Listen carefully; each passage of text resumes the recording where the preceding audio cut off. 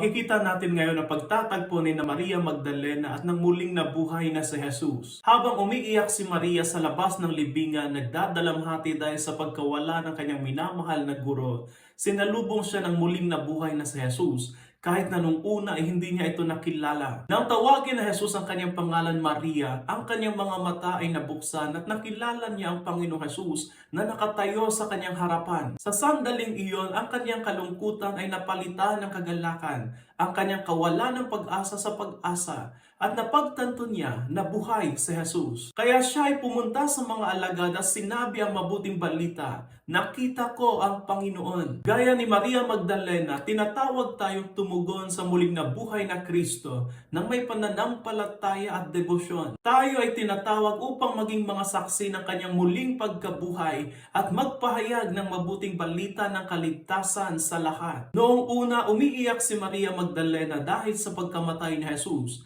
Pero nung nakilala niya ang boses ng Panginoon na tumawag sa kanyang pangalan, napuno siya ng galak at tuwa. Nawa ay marinig natin ngayon ang tawag ni Jesus na muling nabuhay sa atin. Pawiin ang ating mga pagdadalamhati, paghihirap at problema. At mapuspos tayo sa kanyang muling pagkabuhay ng galak at tuwa.